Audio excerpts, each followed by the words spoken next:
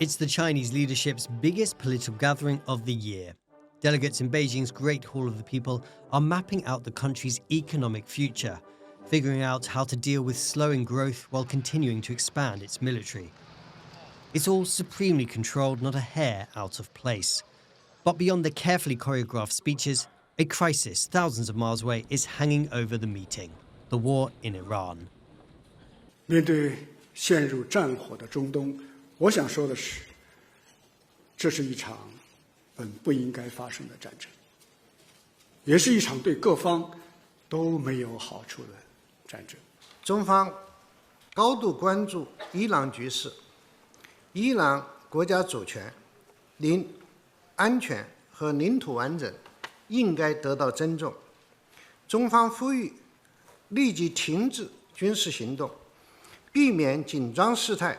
那么毫无疑问，美国、以色列对伊朗发动军事打击，击杀一个主权国家的领导人，这是严重的违反国际法、国际关系准则，违反联合国宪章的宗旨和原则。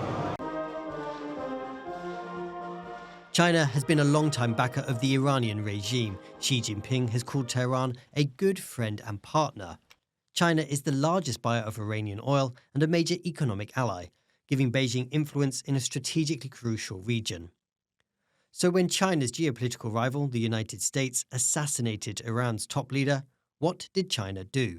What we know in public, hasn't really done much. They've issued, stern statements, but they haven't really provided much support to Iran. In fact, what seems to be leaking out now is pressure on Iran to keep the Strait of Hormuz open.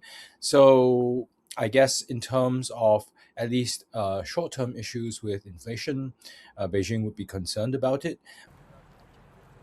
So why did Beijing pretty much stand mostly on the sidelines? Does it show weakness, or was it a deliberate move?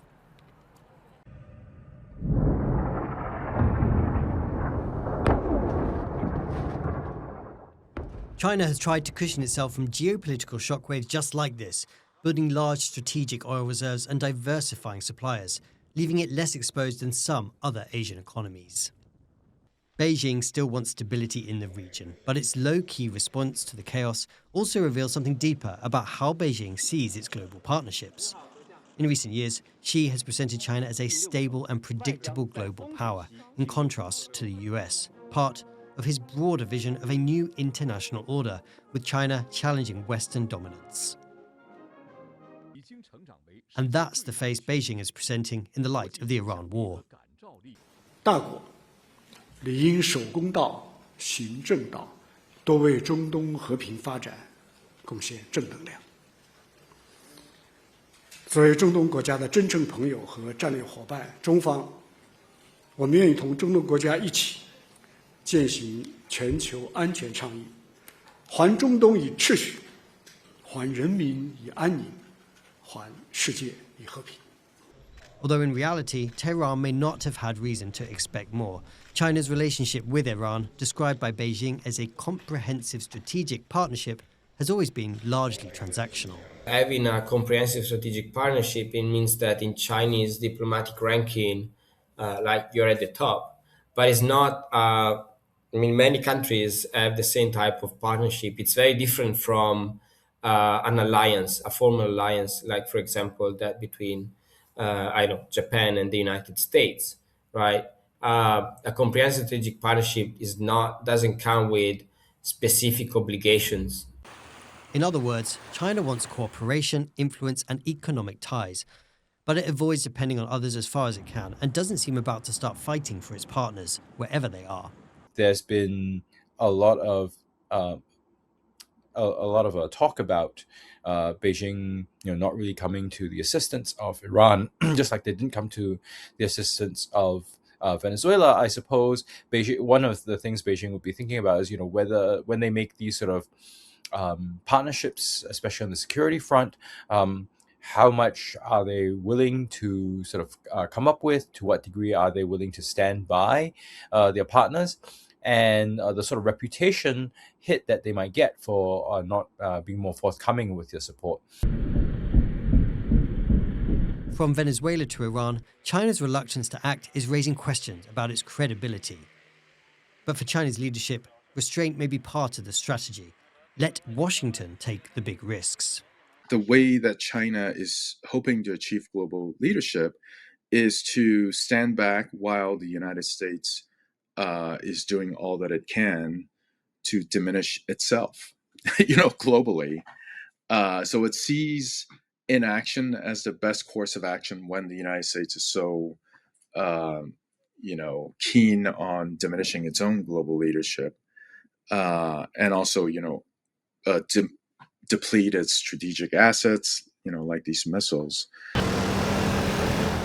Depleted weapon piles and China-US rivalry hangs over other significant geopolitical hotspots. Events thousands of kilometres away are being closely watched here in Taiwan. China claims this self-ruled democracy is part of its sovereign territory and says that uniting with Taiwan is part of its core interests. But the government here, along with most of the people, reject those claims and have vowed to fight for their freedom. It's a fight that relies on the support and also a lot of weapons from the United States.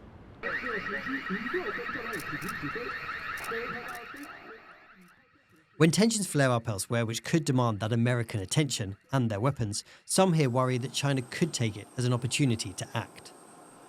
这是我们一直以来都把它当作是一种可能的 scenario， 这个是我们从以前到现在都会做好准备的，因为中国会有各种不同的方式来去侵扰台湾，那利用这种注意力的这一个没有办法，同时又放在印太，放在美洲，又放在中东，那中共有没有可能会利用这样子的时间点来去加强对台湾的这种侵扰？ Others have suggested that the Trump administration's apparent disregard for international norms and the rules-based order could give China an excuse to push its territorial ambitions. But Xi Jinping is unlikely to react hastily. His whole image is one of planning and long-term strategy. Essentially, Xi Jinping or the Chinese leadership does not need, in a way, the permission or the example of the United States to act if and when China will decide to move in the Strait of Taiwan. That will be because Chinese decision makers decided that that's the right moment.